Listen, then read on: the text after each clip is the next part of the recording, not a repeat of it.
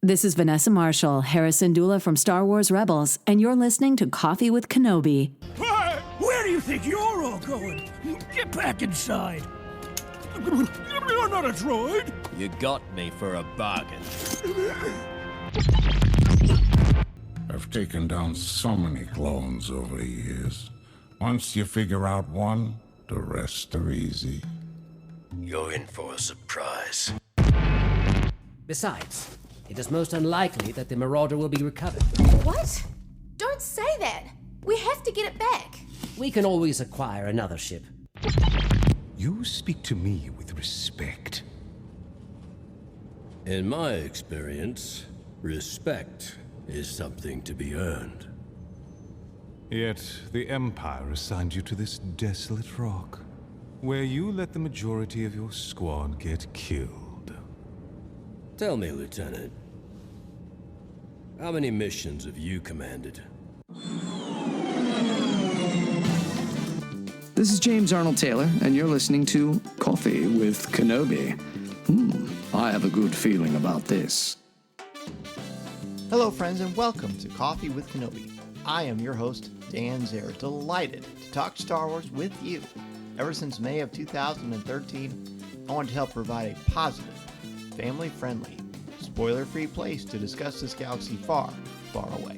Imagine walking into your favorite coffee shop and hearing a discussion of Star Wars films, Disney Plus live action, animation, books, comics, collectibles, or Star Wars experiences at the Disney theme parks. I want to share that experience here on this podcast, weekly interactive live video every Tuesday night, my website, special events, email newsletter, and more. Find out more and join our Star Wars community at www.coffeewithkenobi.com. Thank you to the official travel partner of Coffee with Kenobi, MEI and Mousefan Travel. Check out coffeewithkenobi.com/mousefan-travel for a no-cost, no-obligation quote, and let them know Coffee with Kenobi and Dan Zehr sent you. On today's very special show, I have the privilege of joining the Bad Batch Season 3 virtual press junket, along with many of my esteemed peers, and honored to be with all of them. I got to speak with Jennifer Corbett, the head writer and executive producer of The Bad Batch, Brad Rao, supervising director and executive producer of The Bad Batch as well, and then, of course, Michelle Ang, the voice of Omega. So pull up a chair, grab your favorite coffee mug, and let's have some coffee with Kenobi as we celebrate the beginning of Season 3 of The Bad Batch. Hi, this is Trisha from Fangirls Going Rogue. Omega has this incredible ability to hope for the best from people or situations. What do you think the audience can learn from her optimism? That optimism can get you through the face of some really challenging times. Season 3 is a big one for Omega. She suddenly is hit with the realization that she might be the cause for why the Bad Batch is constantly in peril, and that weighs pretty heavy. So I think, that this, no matter how bleak the circumstances, if you can find a way to have hope, then that can sustain you through some dark times.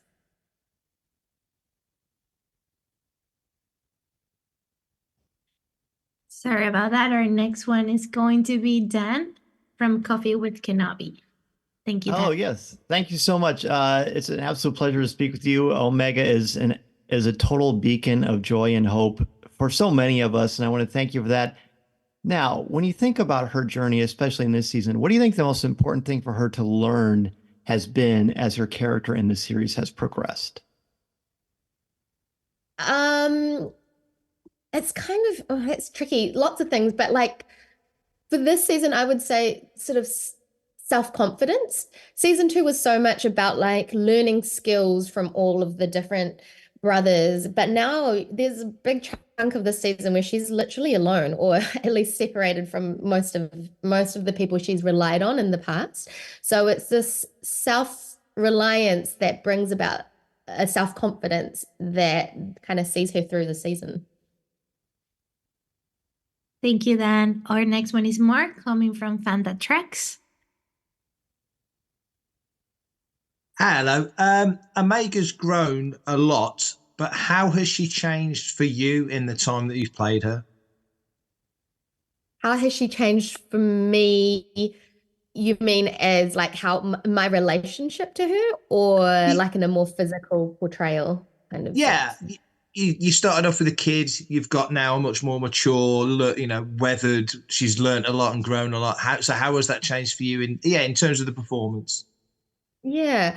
And you know what? The writers have done a beautiful job of keeping the growth consistent. So really for me, my job's so easy because these scripts come fully formed and because we are shooting them chronologically, which sometimes doesn't happen when you're doing live action, I'm building off of the last episode that I've dropped anyway. So my knowledge is up to date with Omegas and I just rely on the sort of detail in the script. Um, yeah, if that makes sense. Thank you, Mark. Our next one is Keith and Kerwin. Hi there. Hi, this is Keith and Kerwin from Father Son Galaxy. Hey guys, nice to see you again. Nice to see you again too. So the series has allowed Omega to develop relationships with all of her brothers. What has she learned from each one? From each one, I mean, I feel like, primarily it was with Hunter, and then then in season 2 we got to explore a lot with Tech, RIP, and Echo, and sort of, the practical side of like having knowledge and fixing things, and then Echo, sort of the principled nature of knowing what his mission is in terms of which Omega has adopted as well, which is like there are our brothers who need us, who are being taken away and tested on and in peril, and it's our duty to and we should be in service of trying to help them. And then this last season is, I'm so excited that Omega is reunited with Crosshair because she challenges him. And in some ways, I think Crosshair has something to learn from her in this season. And their roles are reversed in some ways. Omega becomes a caretaker and someone with wisdom, both to Crosshair as an individual with what he's going through with his sort of trauma and PTSD, and also the reintegration of like relationships after a fracture, bringing Crosshair back in and what forgiveness and real love in the face of, in the face of a betrayal, and then reuniting together, what that can look like. Thank you, guys. Our next one is William from Iron Cannon. Hi, William. Hi. Sorry. Oh, no. Sorry about that. The computer locked up. I'm good now. William Devereaux with Ion Cannon. Actually, playing off of that last question, Omega has such a great relationship with each member of the Bad Batch, and the dynamic with each one is so different. Which is your favorite member of the Bad Batch to play off of? I feel like across the seasons it's changed because, there has been stronger relationships, but this is an easy question to answer for me at this juncture because season 3, it's just so delicious, this new dynamic between Crosshair and Omega. And, because Crosshair is getting as good as he gives, there are some juicy moments where she really gets to be like, listen, guy, stop being like this. This is how you do it. And she gets to prove Crosshair wrong. And there's a sort of like beautiful, funny bickering that underneath it all has so much love, which is, at least in my experience, so indicative of what family actually is, like the ability to confront and hold accountable and tease and still have it come from a place of generosity and ultimately love. Thank you so much, William. Sarah and Richard, you guys are next. Hey, this is Sarah and Richard from Skywalking Through Neverland. It is. Hey there. It's so much fun watching scenes between Omega and Batcher. Do you get to record scenes with D. Bradley Baker as he's performing Batcher? And how much fun is that? I mean, this is wild and obviously well known at this point. Dee is just such a vocal magician, and he absolutely leapt at the chance to play Batcher. And, you know, with Dee, there's never any.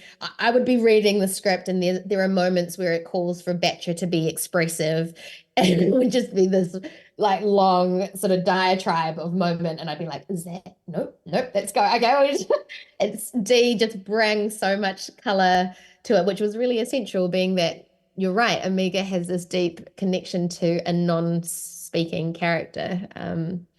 But yeah, watching Dee utilize that amazing skill of his is never ever gonna bore me. It's just incredible. Thank you so much. Alex, you are next from Star Wars. Hi, this is Alex from Star Wars Explained. One of my favorite Omega character traits is how she will mimic the mannerisms of the people that she looks up to, like Hunter or Fee. If you could pick any Star Wars character for her to hang out with and mimic, who would you like to see?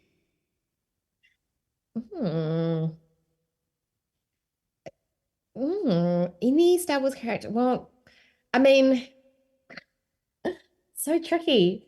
I don't know. All I can say is I don't know if you guys have seen up to this part, but like Asajj Ventress was incredibly interesting to Omega. Like, you know, she's come across formidable female figures, but I think that one in particular really sort of took Omega. It took Omega. She had to take a step back, and sort of there was this sort of fear and respect and like intrigue. So maybe her.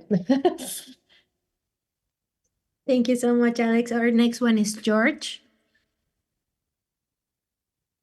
Over the course of 3 seasons, Omega has kind of won everyone's hearts over. There's some beautiful moments, some intimate ones, some epic ones. I'm wondering if there's a particular Omega moment or even episode that really stands out to you across your 3 seasons of work.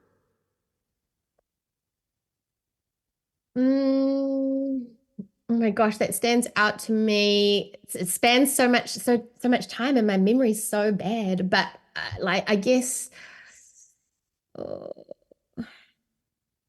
mean, I know you guys haven't seen the finale of season 3 yet, and there were slightly different ways. We weren't set on exactly how it was going to end, so there were sort of some explorations.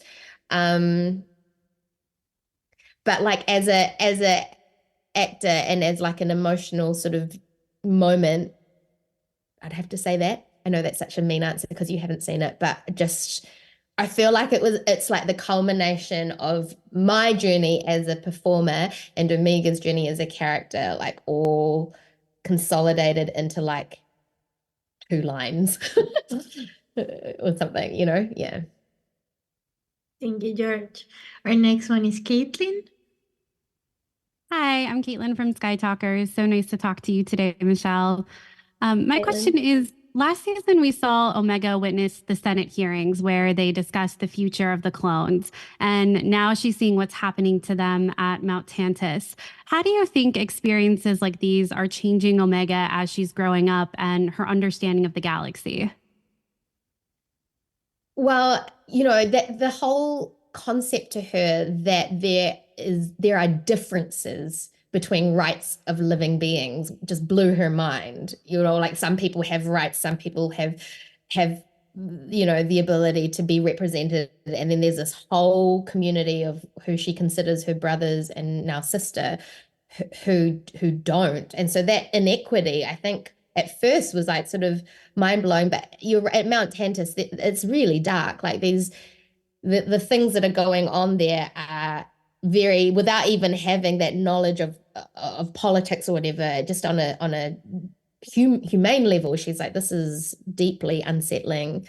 So sorry, what was the second part of your question? Oh, just how it's influencing her and her thoughts on the galaxy and growing up.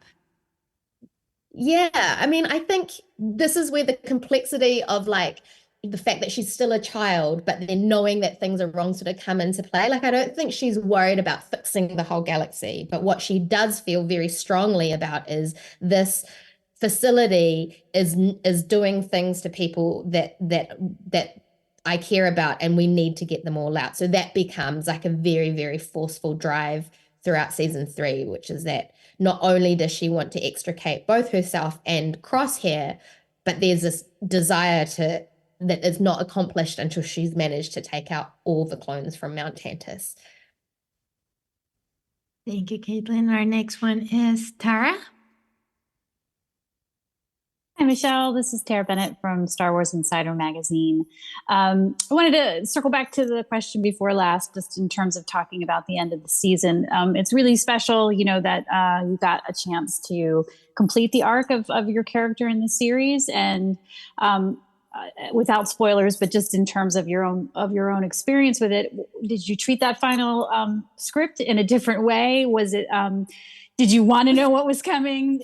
Did you want to go pure when you went into it? I know you said that there were still some changes, but at the end of the day, it's the last time maybe that you'll play her. So it's just interesting to see how you kind of treated it, and then if you wanted to be surprised as you read it.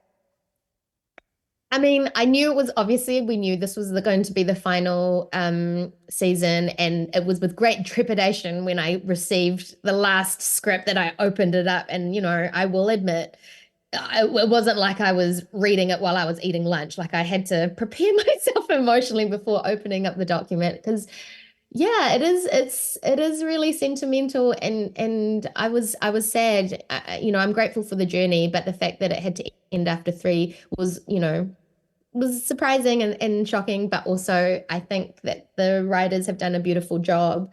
I don't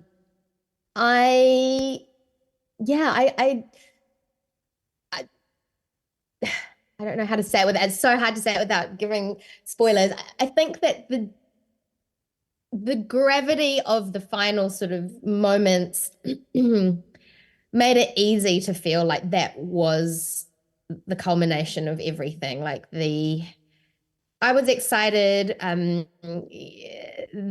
one sort of exploration, because Omega was sort of set up with the possibility of a very large future, perhaps, and then it changed from there. So then I had to park that expectation about where Omega would end up to one side and go with the new idea, which was a little bit bittersweet. But I also was able to see some of the previs because the last 2 episodes took a little bit longer to put together, and that was actually really awesome to see the visualization of those final moments, and that sort of brought the whole experience together for me. Thank you. Thank you, Tara. We have one more question for Sarah and Richard. Okay, great. So basically, Omega is in the first part of the season, she's captive. And before that, she was free with the Bad Batch. Is there anything you did different with like your prep or your voice acting to display those differences? That's actually really insightful as a question, because there was this talk about like how long has she been in this facility, and we've all talked about her optimism in the face of terrible things, but even like I wanted to make sure it felt real that she was a prisoner, and so that kind of the dreariness, the mundaneness, and she's kept in this cell with like nothing stimulating, and it's her closest person that she gets to converse with is Emery, who, although she's her sister, is like so cold and emotionally withholding. So in terms of performance, it's like having a physical toll of mundaneness adds a bit of like weight, or it does change your vocal quality, and I did think a lot about that. And sometimes, the tension between wanting to remain optimistic, but like then physically sort of feeling the burden of, being kept, or, being in a sterile environment. And I think that was quite important. I'm glad that you touched on it, because it's a pretty dark space for a young child to be living in. Yeah. Thank you. Thank you, guys. We have one more for Alex.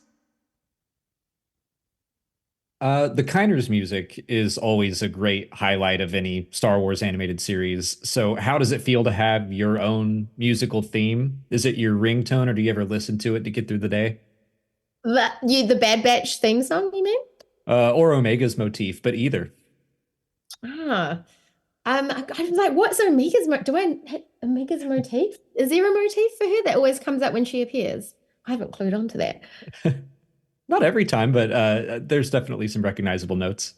I mean, listen, I think the composers of the Bad Batch just are like the secret weapon, because I don't get to see that. I get to obviously be there for the vocal performance, and then when I do pickups, I get to see some of the visuals. Some of them are fairly early in the stages, but I only get to like hear the composition once I view with the public when the series goes live. So it always blows my mind how much extra emotional heft. I was like, wow, these composers are making me look good. But for me, that I don't know the proper word, but the sound of like when the Bad Batch logo comes out is just, yeah, I have such strong emotional correlation of like feeling absolute gratefulness when I hear that, because I still can't believe I get to be a part of your family. First up, we've got Trisha from Fangirls Going Rogue. Hi, Jennifer and Brad. The Bad Batch, is ripe with imagery of water. We have the Camino planet. Season 2 opened with the crab heist. We have the frozen water of the outpost. We have Pabu. And I seem to see these watery images popping up in season 3. Could you talk a little bit about water as a storytelling element in this show? You got to stay hydrated.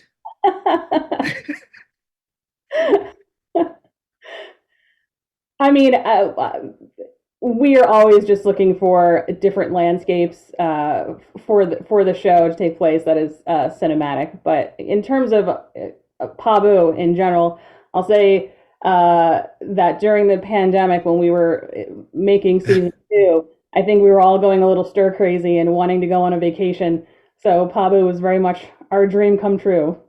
And we got very obsessed with the sushi on Pabu and how we can make it as realistic as possible. This is kind of our mission. We were going a little stir crazy. a little crazy. Dan from Coffee with Kenobi. Hello, I want to thank you both so much for the incredible series that is The Bad Batch. Season 3 is fabulous, what we've seen so far. But before we go forward, I'd like to get your thoughts on the loss of Tech, specifically how audiences received it. It was so beautifully done and full of pathos. That must have been very bittersweet and gratifying.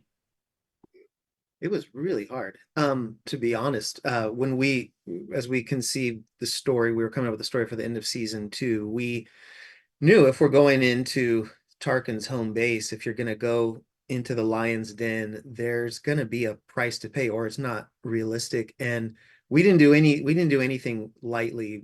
Several discussions, so much time went into figuring out how that was going to go. And Tech, he did the noble thing. He sacrificed himself for the rest of his family. And I'll tell you how many times we've read the scripts and shot the scenes literally hundreds and hundreds of times through editorial and music and working with Dee and Michelle through that whole moment. It always choked us up every single time. So it was a big deal and pretty incredible to see the fan reaction. And the loss of Tech is very much talked about, throughout season 3, and very present in the characters and how they're dealing with that hole in their lives.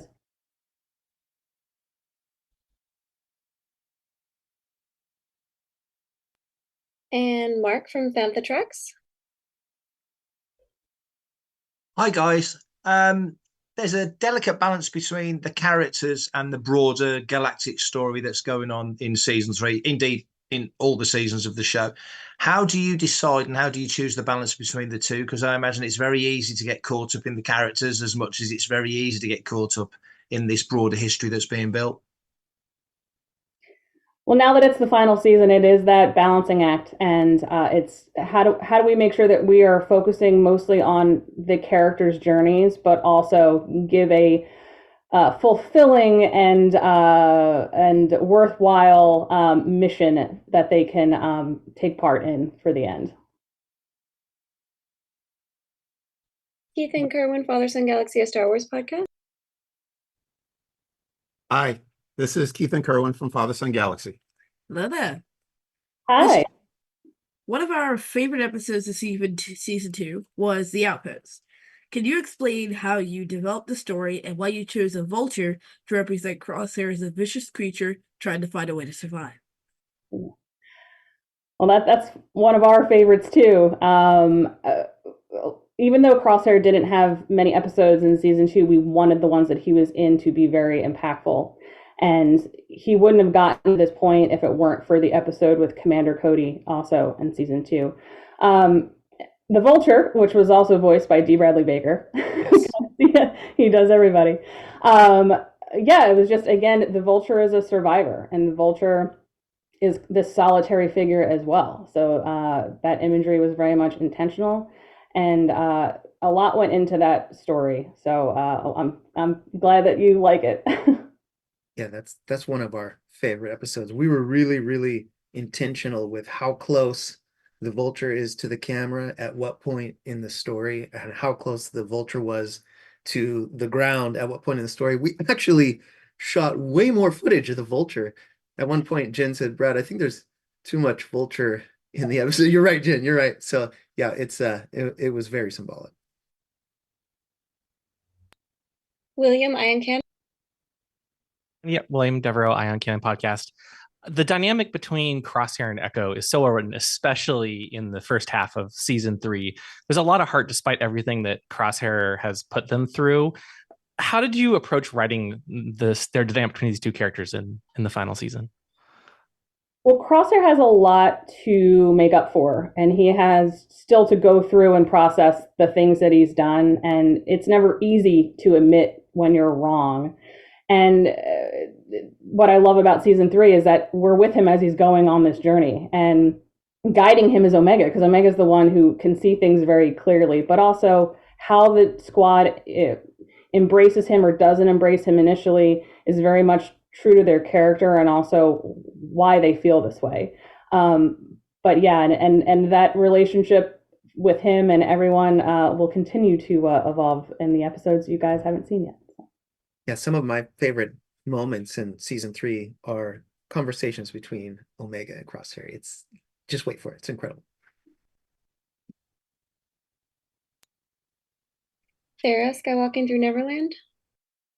Hey, we are Richard and Sarah from Skywalking Through Neverland, and we want to tap into this water theme. As Omega is held in her room in Mount Tantus, which she's told is not a cell, we see water continuously dripping from the faucet. And that can have so many symbolic meanings, but we'd really like to hear from you and what you guys think it means or wanted it to mean. Well, maybe we won't answer 100%, but it is very symbolic. And we always wanted this sense of sort of monotony in that episode. You don't really know how much time has passed in Jen's awesome script. When I was talking to Saul Ruiz, who was the episodic director for that episode, it was an idea that he came up with his story team. Like, oh, Saul, incredible, because we were trying to find a way, when do we put in the music? When do we not have music? And in that little room that she's in, it's not technically a prison, but it's a prison. How do we convey that? So when the team, and this is just an example of how we make every episode, we're constantly collaborating with all of our storytellers behind the scenes to get the image on frame, to get the sound just the way it's got to be. And that reverberated all the way, literally all the way through the episode to the end when we were doing the mix at Skywalker Sound with David Collins. And it was Collins, the drip, we need like a little bit more reverb. And then he had all of his ideas for when we hear it as well. We talked a lot about that dripping water, actually. Alex, Star Wars Explained. Hi, this is Alex from Star Wars Explained. Mark already kind of touched on this, but I've been so impressed with how well you've balanced a very focused personal story with the Bad Batch with also the big galactic story of all clone troopers. Is that a story you knew you were going to tackle from the beginning of this series, or is it something that developed over the full 3 seasons? We've sort of, at the beginning of season 1, it was, yes, this is a story about the Bad Batch, but it's also about the story of the end of the clone trooper program and what that looks like in Star Wars. Because as I've said before, I, as a fan, always asked what happened to the clones after the war, because we don't see them later. So we wanted to just focus again on leaning into that veteran aspect and what that looks like. And how that also affects the Batch, because even though they're not with the Empire and they're not part of it, they are still clones, and those are still their brothers. So again, making it as personal as possible for the characters and for the ones telling the story.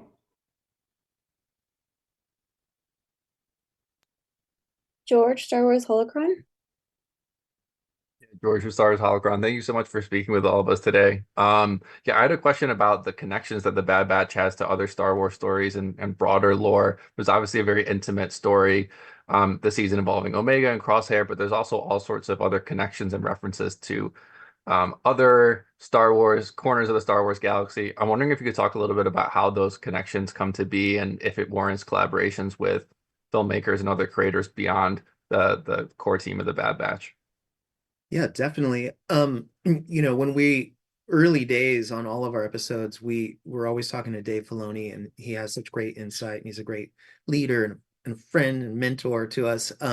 We also have access to the Lucasfilm Story Group, which will, from time to time, give us a note about something based on another show. But it's interesting at this time, the timeline of the Bad Batch, there's not a lot of other shows right exactly happening or anything happening right at this moment of the Bad Batch. So it gives us a little bit of freedom. But then when we get into something like Mount Tantus, speaking of big ideas and big lore, it gets really tricky. And so we're very careful that our personal character story doesn't step on something or contradict something else that has happened elsewhere.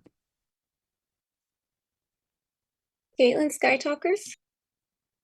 Hi, I'm Caitlin from Sky Talkers. So great to speak with you both today. My question is, was it fun to write Crosshair and Omega's dynamic this season? And how is her relationship with Crosshair different from the rest of the Bad Batch? Yes, I love writing the two of them together because they are the odd couple. He comes off as very negative and she comes off as very positive. So anytime that these two can learn from one another, I'm all for. And I think it's also just with everything that Crosshair's been through and feeling like he was used, feeling that he was abandoned, to be then paired up with this kid who shows nothing but empathy and never gives up on him. I love their dynamic, and I just love the two of them together. And Dee and Michelle took to that so much. They loved that dynamic, and they pushed it in all the right directions. And I would say, everything you're saying, Jen, it's so interesting how they each affected each other, not just Omega affecting Crosshair, but how Crosshair affects Omega is pretty fascinating, actually. Kara, Star Wars Insider.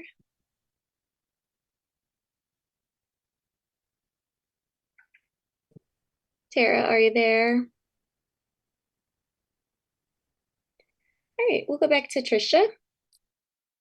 I wanted to talk about Fennec Shand. Was she always in the plan, or did you end up in a space and realize that she fit the story you were telling? I'd say a little bit of both, because we knew that bounty hunters were a particular part of a storyline. And since we had seen Fennec Shand interact with Omega in the Batch in season 1, she was a natural character to kind of slot in there. And also just that her personality versus Hunter and Wrecker is just something that I'd pay to see. And again, any chance to work with Ming-Na we'll take, because she's phenomenal.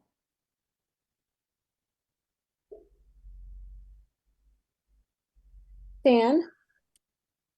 So obviously we're not going to spoil anything because that would be a big no-no. I want to share also the appreciation, as my esteemed peers have echoed throughout, the intricate level of detail and storytelling that also makes sure to advance character development in a very profound way. It's quite Shakespearean in a way that I really love. And I realize this is not a fair question, but are there certain members of the Bad Batch that speak to you more than others? I like that you're framing the who's your favorite one in a different way. It's impossible. I can appreciate Hunter quite a bit because he's the leader of the squad, but he carries a lot of weight on his shoulders, and he's not always the most vocal, but he's trying to keep the family together. And you kind of see what, like, everything that weighs on him, especially in the beginning of season 3, with the loss of Tech, with Omega missing. It's someone I understand, because I would say if that were my kid, I would do this. So I'm on board with the decision that Hunter's making. Yeah, I mean, I'll just add, the Bad Batch has the space dads, and Omega, as a father myself, there's a lot of times where it's interesting how different members of the Bad Batch react to Omega that are coming right from my heart, coming from our heart as, as creators behind the scenes, relating to things that, that we encounter in our own lives. Yeah, there's nothing like, and Hunter's the classic dad, but we've been talking about Crosshair and Omega. There's a couple of moments where the dad side of Crosshair is quite interesting. It's pretty cool. Keith and Kerwin? Yeah, I wanted to talk about Tech again. So how long did it take for you to decide that it was going to be Tech that was going to execute Plan 99? I don't know about how long. It was more of convincing ourselves that it had to happen because we love him so much. But in thinking about it and thinking about the squad dynamics, Tech is very much what I call like the squad navigator. And when you take him out of the equation, that affects everyone in the squad. He would always keep everybody moving, be very factual about what they needed to do. And you take that out, and now everything kind of unravels. So now not only do they not have Tech, they don't have Omega, and Echo is, off on another mission with Rex trying to uncover other information. So it's really the effect of the squad is them being fractured at the beginning of season 3. And we deal with that emotional fallout throughout the season that we're missing our brother and our teammate and our crew member, and it affected us behind the scenes the whole time. Even, just piggybacking off what you're saying, Jen, there were times when there was a moment that Tech could have been really useful in getting out of this jam, so we had to solve the problem in a different way. He was a huge character, and his loss is not lost on us, that's for sure. Mark? The show's ending. It's as slick and smooth and confident as any Star Wars show's ever been. So how does it feel to you as people behind the scenes to end the show when you're in such a rich vein of form? Oh, thanks a lot. That's an awesome compliment. I mean, we've had such a blast. Jen and I were honored, and we're proud to be able to represent the literally hundreds of people that have been working on this show at Lucasfilm and CGCG and Skywalker Sound and Team Kiner with the amazing music. Our entire cast is beautiful. Sometimes we say behind the scenes, even though it's hundreds of people, it's like we all became this weird Bad Batch behind the scenes as well. And so to end the story is certainly bittersweet, but we're really proud that we were able to do it on our terms. When we knew this is going to be our final season, we were able to land it the way we wanted to. So we hope you all and all the fans like it as much as we do. I'll say, as a storyteller, you always have a vision of what a product is going to be, and sometimes it doesn't live up to, that's not really what I thought. This show has gone above and beyond everything, and that is a testament to the cast and the crew.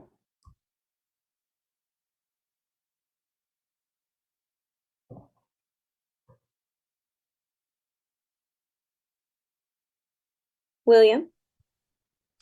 Yeah, thank you again for taking the time to talk with us.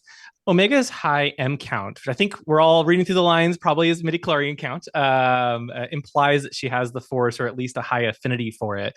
Of course, in the first 2 seasons, there have been many moments where she seemed to have either be very talented or have some connection in some way. Of course, without spoiling anything, how did you approach laying the groundwork for this reveal throughout the previous seasons? Well, I'll say anytime you mention that word, I think a lot of people perk up. All we can really say is that I know a lot of you have questions about that, and things will be answered, through the end of season 3. But it is a balance that we're trying to strike, because it's we have to be very conscious of what we're saying and what the things that you're hearing mean. So without spoiling too much, that's an answer or a non-answer. Yeah, a lot went into every single time you hear any of those kind of words and what it means and how that comes to be. It took a lot of careful planning. This podcast is not endorsed by the Walt Disney Company or Lucasfilm Limited. It is intended for entertainment and informational purposes only. The official Star Wars website can be found at www.starwars.com. Star Wars, all names, sounds, and any other Star Wars related items are registered trademarks and or copyrights of Disney and their respective trademark and copyright holders. All original content of this podcast is the intellectual property of Coffee with Kenobi unless otherwise indicated. This is the podcast you're looking for. There's no one here. Move along. Move along.